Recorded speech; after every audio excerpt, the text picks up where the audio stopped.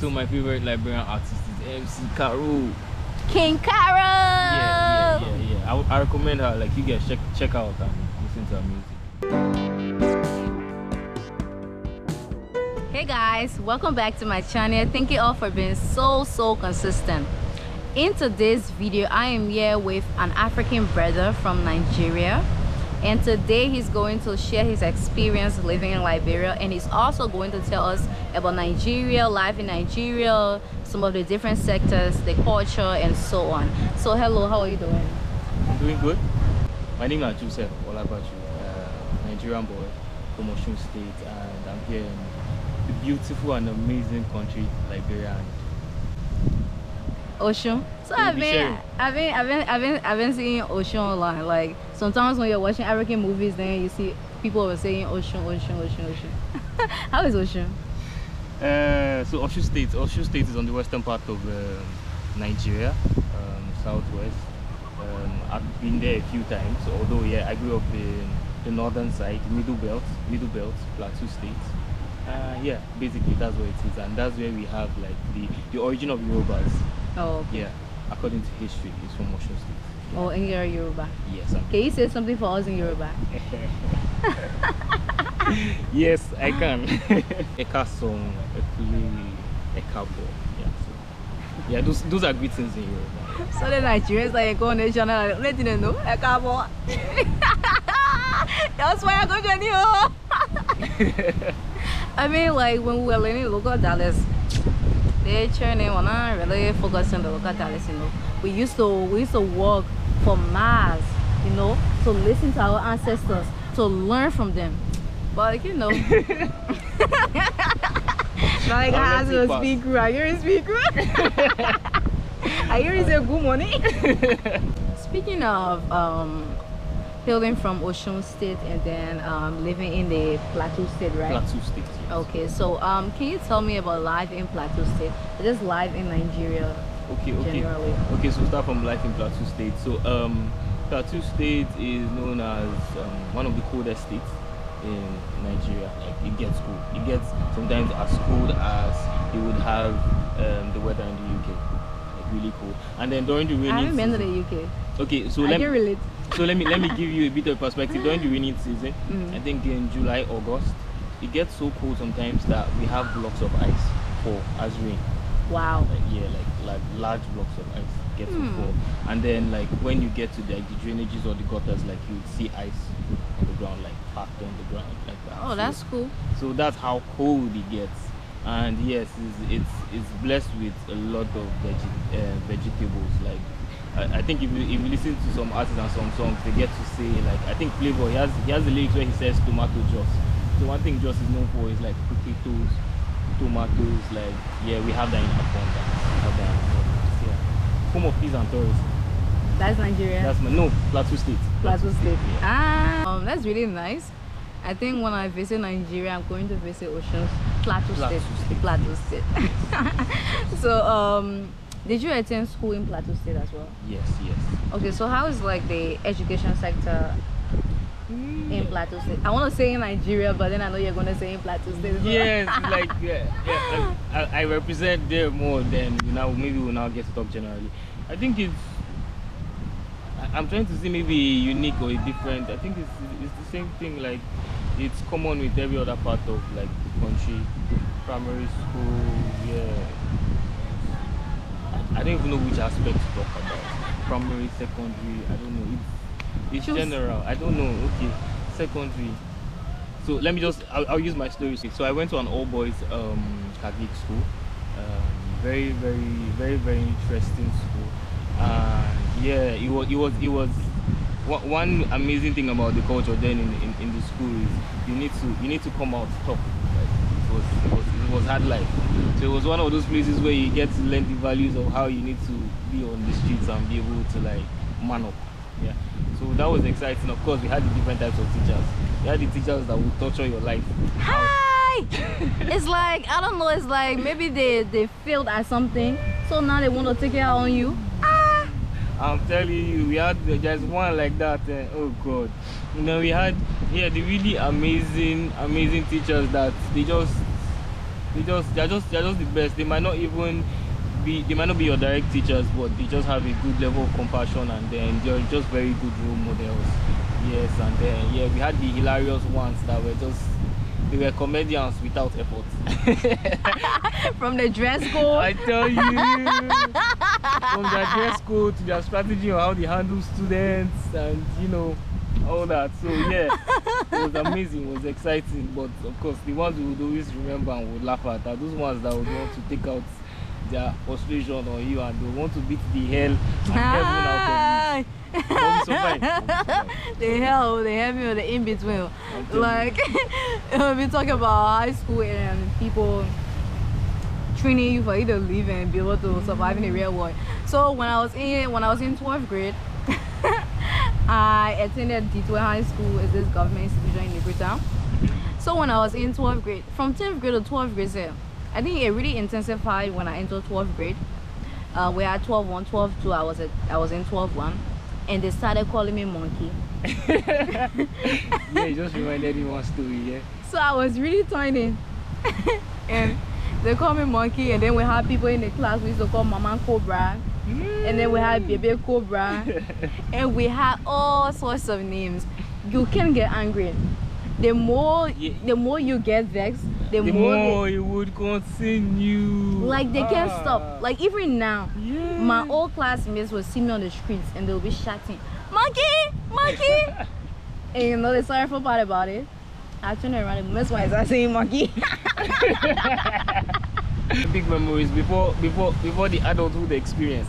See, adulthood and scam, oh, that Serious big scam. scam. Serious scam. Adulthood and scam, we agree. So how is the culture like in Nigeria? So Nigeria, there are a lot of dialects, a lot of cultures. So I'm just going to limit to Osun State or Plateau State, and that's where you grew up. Okay. So how is like the culture, the dress code, the food and stuff like that? Okay. So for Plateau State, yeah, where I grew up, we have 17 local government areas. Wow, it must be big. Yeah, it's actually big. It's actually big. Like Plateau State is bigger than, for example, like one of the most popular states from Nigeria, Lagos. Plateau State, like in terms of land mass, it's bigger. Of course, in terms of population, Lagos is much more. Yeah, Lagos is jam-packed. Yeah, we have so in Plateau State we have 17 local governments. We have, so that means we have more than actually 17 tribes. Wow. In just Plateau State, we actually have. I can't even remember the specific figure, but we have more. We have Angas, we have Gumai, we have Darok, we have Biron. Like there are plenty, and all these names I'm calling, like when they speak, it's unique. Wow. Like it's different. It's different sounds that you hear. But the whole Africa is unique. Yeah. So many, like so much diversity. Yeah. And then we have one of the popular meals we have there is called Gwete. Gwete. Gwete. Gwete. Yes. What is that? So Gwete is made out of acha. I don't know if you know acha. What is acha? Acha is like it's white. It's white. It's like, okay, the way you have creamy wheat. Yes, but in white form, something like that. So I think that's the closest description I could give. I think I'm going to find a picture of acha and then add it to the screen when I'm editing. Yeah, and then you put vegetable in it, like I think any different kind of vegetable. The specific vegetable most times is called aleho. That's apple. Okay, and then you have granules. Okay. You put granules inside, and then you put biscuit bone inside, and then you put meat and the rest. So that's like one. For me, right from childhood, that's something I liked. And there's something else again. We have kunu. So kunu is made out of dawa. Okay. Dawa. I don't know if you know. Okay, so kunu is made out of. I'm gonna pretend I know dawa because I'm just lost. So these things I'm calling them, I'm actually just remembering my taste buds, reminding me about like the taste of them and how I miss it. Like different types. There are different recipes for kunu, but that's like a local drink that we take, and yeah, so those are two things for me that I miss, that yes, from the culture back in Plateau State in terms of our food and then the dialects. Yeah, they're that much. I'm trying to see if I could recall speaking one of them. I think I know how to anger something, but let me leave it there. Hey, we can swear someone for anger is watching the video and be like, no. What did you just do? So transitioning from a place like Plateau to a country like Liberia. So I want to know how it has been. But first of all, before you answer that, how long have you been in Liberia? 1 year, 11 months, 7 days. How many hours? About, I think, maybe like 15 hours. Minutes? Maybe like 46 minutes. Seconds? 7 seconds. You get lying to me.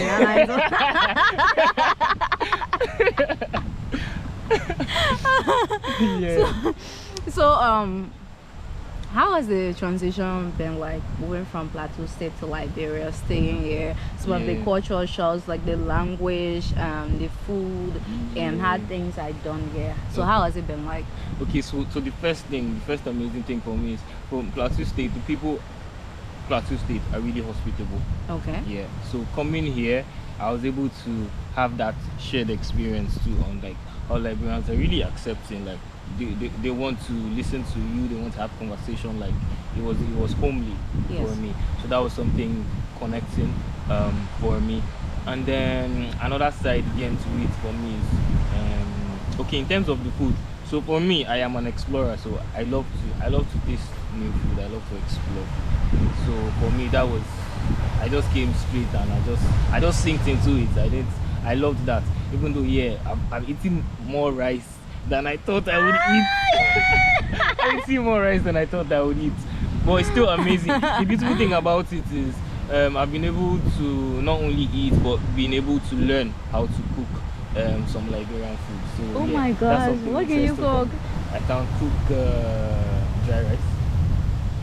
And what again? I can cook split peas. Yes. Split peas beans. Then I can cook potato green. Yeah, I can cook. Oh, you can go for that green. Yeah. Nice. Yeah, what else again? There's this other one. I forgot. Cassava leaves? Tomato?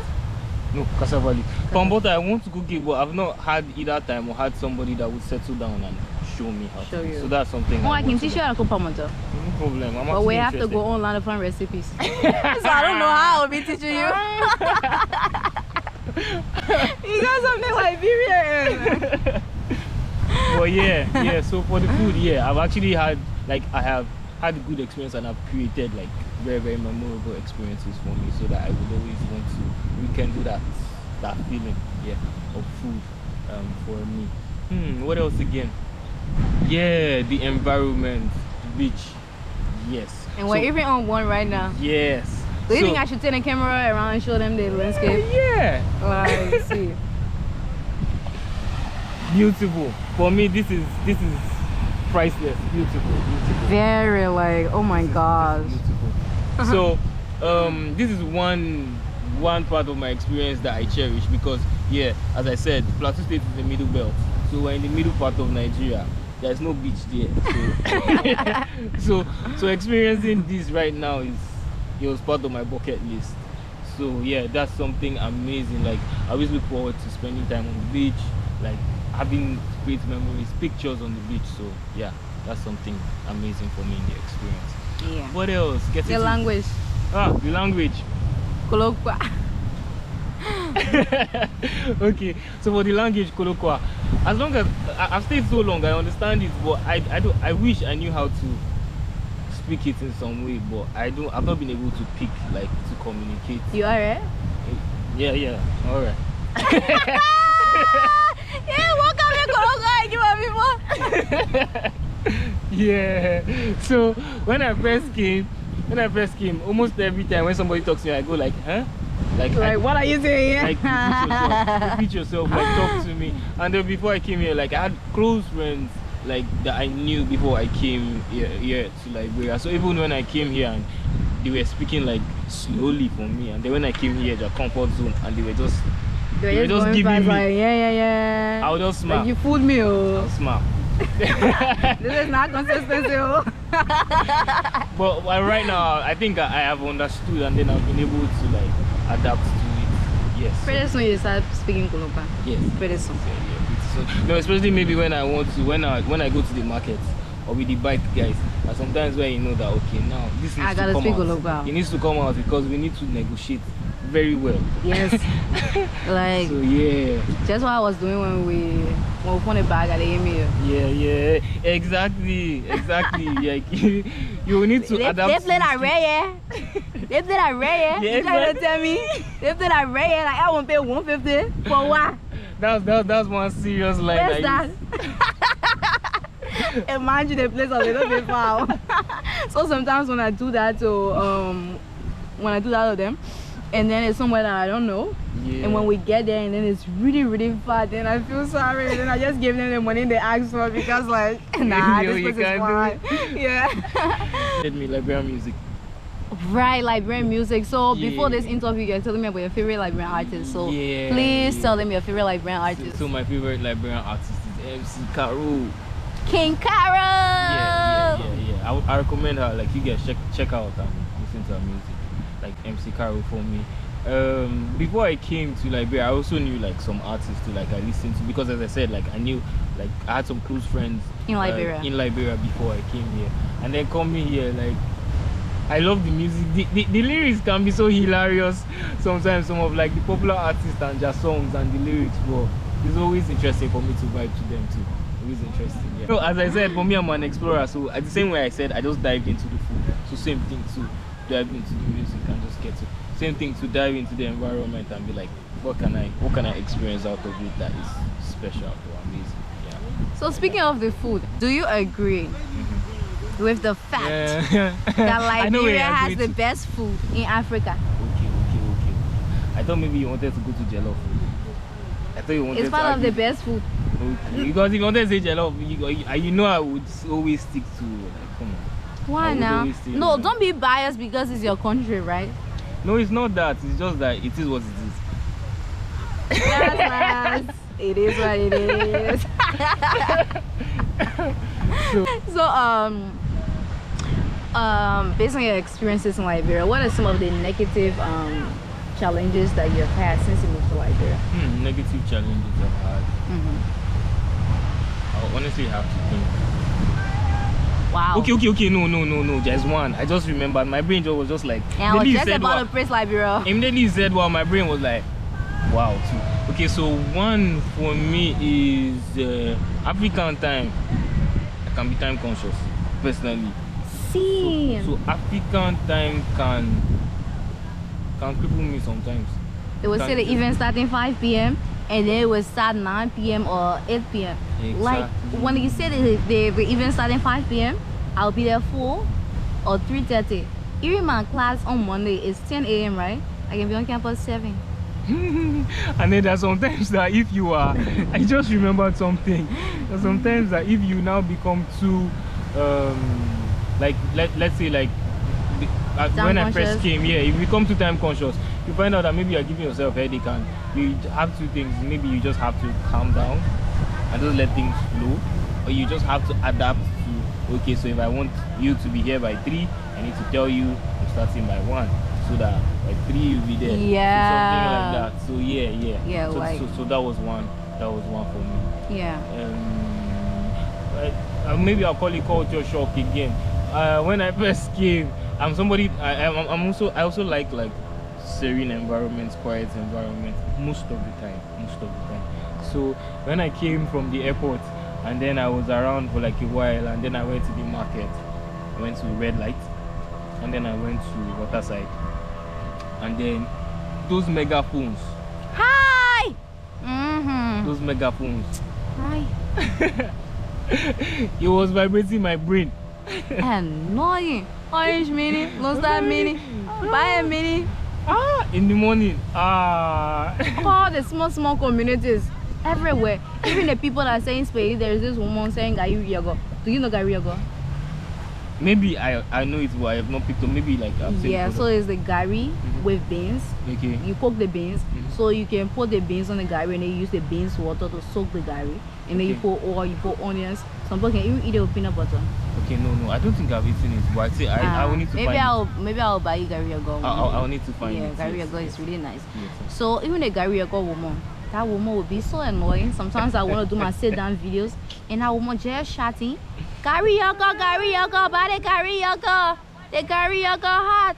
How is it? It's still 9 p.m. and you telling us the gari yago hot. How gari yago will be hot 9 p.m. or yeah? God bless you, my customer. God bless you, my customer.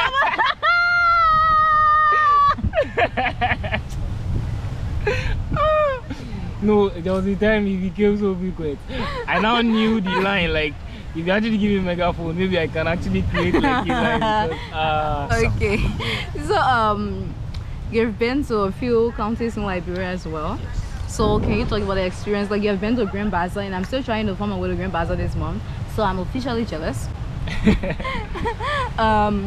So how is like the different counties? Like, are they beautiful? And some parts of Montserrat, have you enjoyed touring the place? Yeah, so as I said, I would always want to talk about the beach.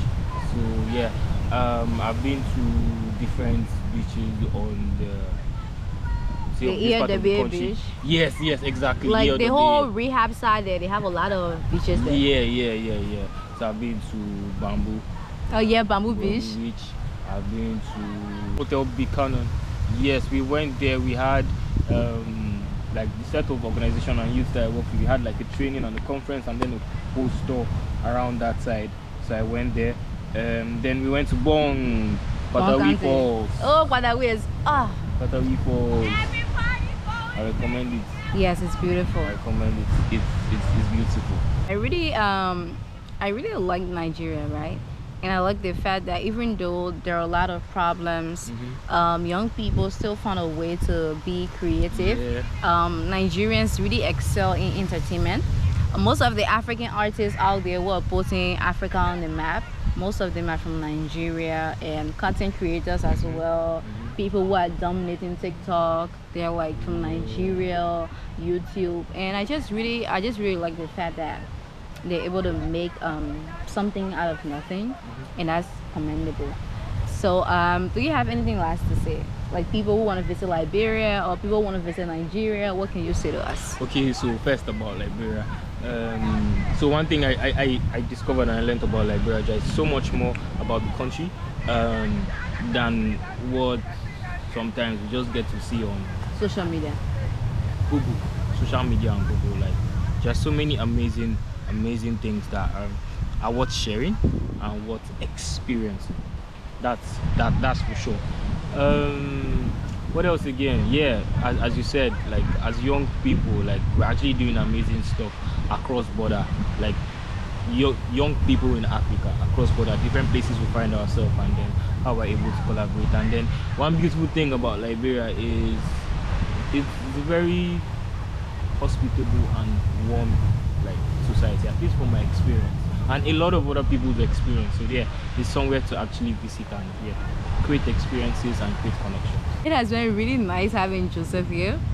I think now a lot of people, when I started this series, they were all like, oh, so like only females you interviewing, no male, blah blah. So now I'm here with a man from Nigeria, and he just shared his experience living in Liberia and Nigeria as well, and I think it's really amazing. Like, these interviews help me understand a lot about different African countries that I hope to visit someday, and it's really eye-opening beyond what the media is saying about Africa and the respective countries in the continent. I believe that we get to share our stories, we get to take control. Like, if you have lived the life, the struggles, and you have lived the enjoyment as well, you get to balance the narrative you put out about Africa and your country. So this series is like one of my favorite on YouTube. So thank you all so much for watching this video. Thank you all for being so consistent. And Joseph, thank you for agreeing to do this interview. Thank you for having me. Even though we had to cancel, reschedule, and a lot of other things, like, but I'm glad we're able to do this, and yeah, I'm sure it's gonna come out great. Yeah. So thank you all so much. I love you all. If you're new to this channel, please don't forget to hit the subscribe button and tap the notifications bell. Love you all so much. Bye bye. Bye.